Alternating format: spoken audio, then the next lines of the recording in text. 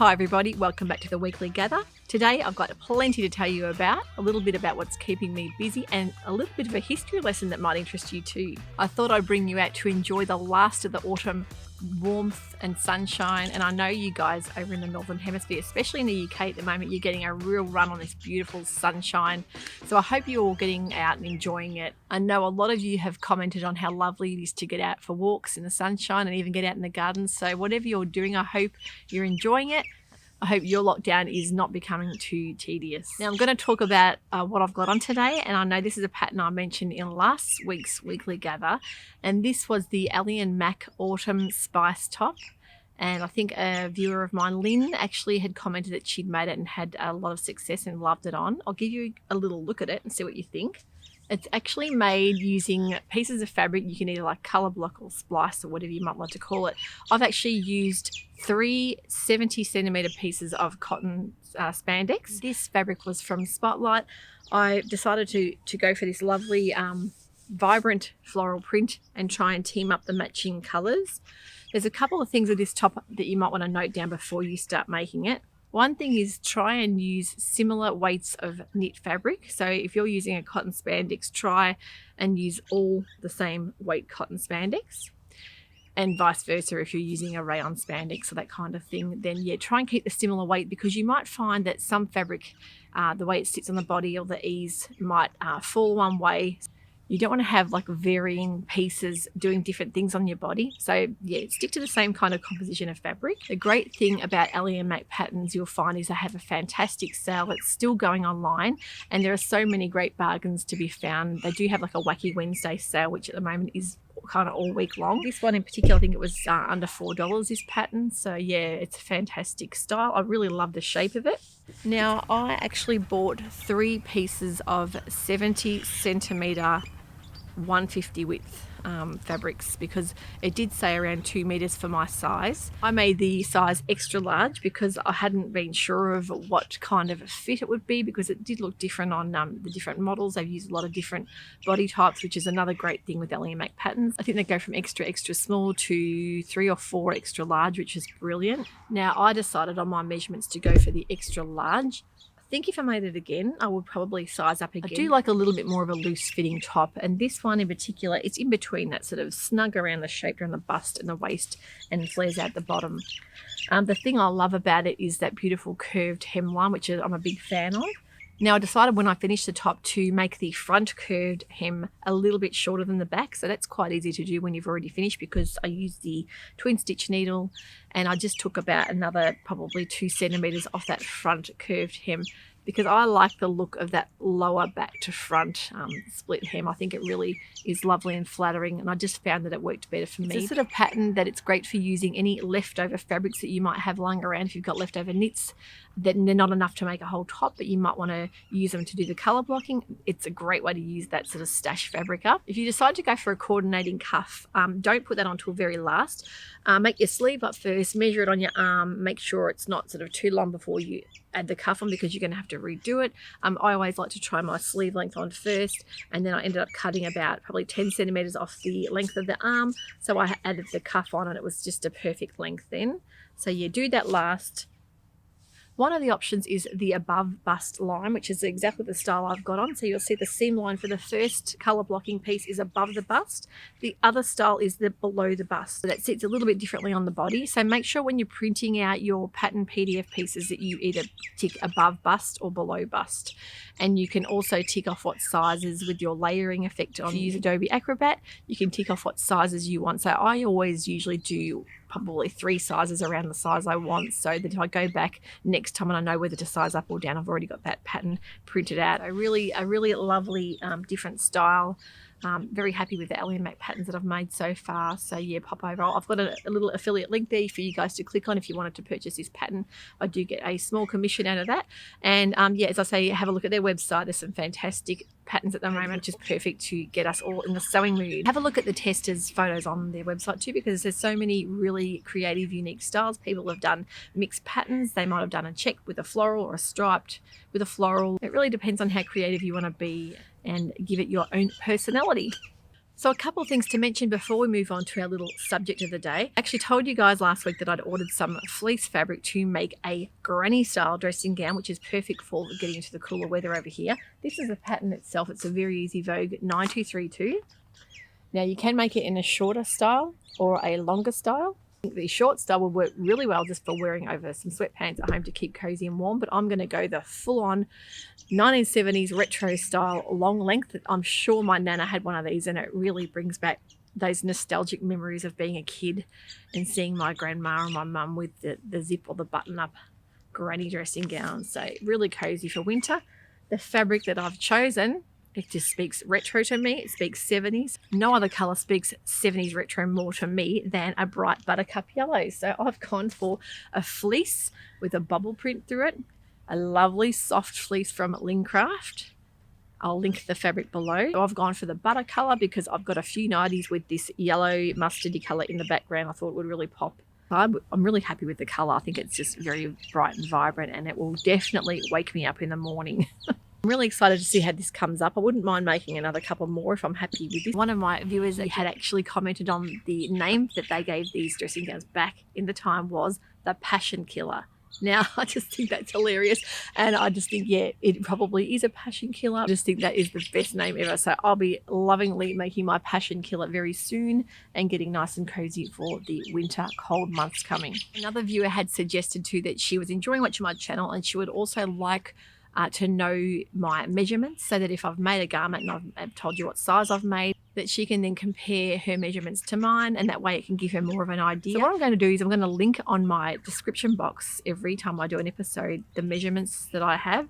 Now, I can't guarantee these measurements will stay the same because we're all in lockdown, we're all cooking. I've been making a lot of bread lately, been enjoying the whole comfort eating. My last episode with my newer fabrics, I did mention that I'd bought some denim that was rather stiff, so I took the advice that I'd heard online, that was to wash it with Coca-Cola, and it worked really well for me. A lot of people were just mind blown over this, and a lot of my viewers had also known about this for years and had commented on how well it worked and given me some more tips and suggestions to tell everyone about. Now, I know Kristen Ennis, one of my subscribers, actually wrote that you use a whole can of Coke and no detergent. You're using a front loader machine, you emptied the whole can of Coke in where the detergent would go and put it on a normal wash, and it will really soften it up. And if you've got a lot more denim to do and you've got a top loader machine, you can actually add more Coke than that. And apparently the acid in the Coke is what breaks down the fibers and softens it, so softens the finish that they put on a lot of denim and linens as well. So you can do it for linen as well. Just be mindful too, if you're using a light color linen, you don't want to be staining the garment, so really just do a little test on that first. So who would have thought Coke has a lot of different uses? It does kind of make you wonder what it does to your body when you drink it on the inside. But now, another little thing to keep little ones entertained, if anyone's got little children or grandchildren that they need to keep entertained, or even big girls that have got a fixation on 70s nostalgia, the Soto Grow website, which is a pattern company run by Lindsay Ray, who's fantastic, has just sent out to all her subscribers a beautiful downloadable version of paper dolls. They are done in collaboration with Hey Miss Designs, and they have done some beautiful illustrated paper dolls that you can then print out on cardstock paper, and you can print out the Soto Grow patterns that she's got, the little clothes with the little tabs and everything. You can print them out needing to entertain some little ones. That below, so you can see exactly how she's done them. She explains in a little tutorial how to do the paper dolls, and I just think it's a really, really cute little activity. I've got my April makes in progress. The next episode that will be coming, I'll be showing you guys all of my things that I made in April. So there are a couple of things that you won't have seen yet that I'll be adding into that episode as well. Now, I'm going to be doing a new segment in my weekly gather, and that is anything to do with myths, superstitions and traditions, especially things to do with sewing or fabric or fashion. So if you guys have any little superstitions or any little traditional things that you've heard over the years that you want to share with other viewers, please comment below, because I would love to hear, especially things that have gone through time with family members that have been handed down. I think it's really interesting to look at superstition and tradition and to see where things have come from and why. The reason I'm bringing this up, because last week when I showed in a weekly gather a blouse that I'd made, which was the Jules tunic from Starlike, I'd had so many comments on how much people had loved that pattern. A lot of people had gone on to buy the fabric and the pattern as well, so I really hope they've turned out nice for you, because I'm really happy with that style. One of my very observant viewers, Kaz Cole, had actually mentioned that I'd had the buttons on the opposite side to what was normally acceptable for women's wear. She did comment on whether I'd done it by choice or whether the pattern itself had actually stated you had the buttons on that side. And I actually hadn't put too much thought into it, because when I made the top up, of course, I started doing it late at night and I hadn't given a lot of thought to what side the buttons were on. Traditionally, men's tops, shirts and jackets are buttoned on the right-hand side. The buttons are sewn onto the right-hand side and they overlap that way. So it got me thinking as to why these traditions are still there and how they came about. So I've delved into a little bit of research online, a little bit of a history lesson as to see why things were buttoned up that way and why they still are. Because today things have changed. Of course, there's a lot of unisex items. A lot of things are buttoned up whatever side people would prefer them to be on. There's not a lot of proven information. A lot of things are in theory, of course. So now, buttons weren't actually invented till the 13th century, and they came about in Germany. That was mainly for aristocratic and the more wealthy people in society, because they wanted to have more shapely garments and more fitted clothes, and the buttons then allowed them to close up their garments and have a nice neat fitting. The theory is that men's buttons were done on the right hand side, so apparently it was easier for men to reach their weaponry if their garments were buttoned from the right hand side. So when you think about that, I think there's pictures of Napoleon where he actually has his hand in his shirt or in his jacket, your waistcoat. You'll see there's quite a famous picture of that. I'll see if I can pop it up here for you guys to have a look at. Apparently, women that were making these buttons were actually mocking Napoleon for his little statuesque pose that he always did. And there's one theory to say that Napoleon actually decided that women were to wear them on the other side so that no one could mock him in the future. So I don't know how true that is, but that's a different theory again. So if men drew their weapons with their right hand, it would then allow their left hand to unbutton their top and basically get their weapon out and to fight that way. So it's got a lot to do with war, and also goes way back to the medieval days with armor and things like that. So it's really interesting. Of course, women, it was the opposite side, because a lot of women were actually dressed by servants or dressed by other family members, because back in those days, of course, things were a lot more elaborate and they would rely on other people to help them dress. So of course, from that point of view, from being the opposite side, it would actually make more sense for them to be buttoning on the left-hand side. Another theory as well is that women were, if they were breastfeeding, they would hold their baby in their left hand, and that would free up their right hand to unbutton their top. So it just sort of worked easier for them to breastfeed. So that's an interesting theory as well.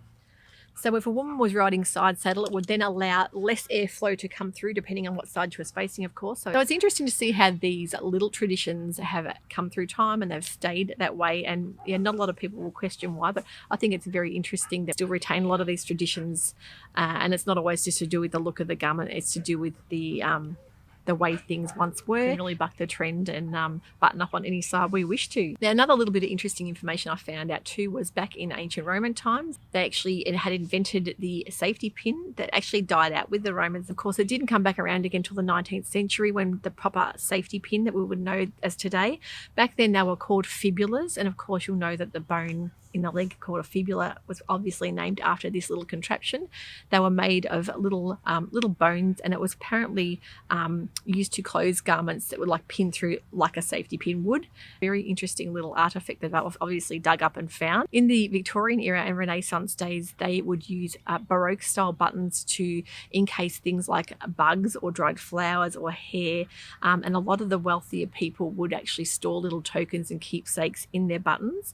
And also too, that it was a sign of wealth that if people had buttoned garments, they would actually be known to pluck off a button and pay for a debt that way. So they weren't something that the poorer folk were wearing till many years later. So too, I read that in ancient Roman days they found a lot of brooches, and buttons were used to embellish garments more than to actually fasten them to. So they were a sign of wealth. They'd actually dug up things like shells that they'd seen used with loops for buttons and fastenings as well. If you've ever heard these saying, a room of the buttons or rooms of buttons, when there's a lot of important people or hierarchy or like leaders of states in a room together, they'll call it the button room. That is apparently why. It goes way back to the sign of importance and wealth. If you're interested in learning more about buttons and how they've come through time, I'm going to link a little site for you guys below, the links to the research that I've seen. It's a fascinating read, and it goes right through time, right through to the early 1900s, where they would have women and children working in sweatshops, which are actually there where they lived in their apartments, with thousands of buttons all on strings, and that was part of their living arrangements. They would live and work, and their children would would also help them make a living. If you're interested in podcasts that look into historical fashion as well, there's also the Dressed podcast, which I think it's a fascinating thing to listen to. Every week they talk about a different either garment in history or designers, or how certain garments were, how they come about and how they were made. Really interesting episodes, which I know you guys are going to love. It's amazing when you do a little bit of research what you can uncover, and how a lot of these traditions, of course, not relevant today, but you can see why things have stayed steadfast through history and haven't been changed. And yeah, I think it's a sign of the times that now people are really adapting clothing to suit their own needs rather than to traditional needs as well. So thank you for tuning in today. I hope you've enjoyed that. I hope you're ready for my next episode, which will be all about my April makes. And as I say, I've got a couple of little things in there that you haven't seen yet. I hope you can join me for that. Thank you so much for today, and we'll see you very shortly on the Dahlia Society. Bye for now.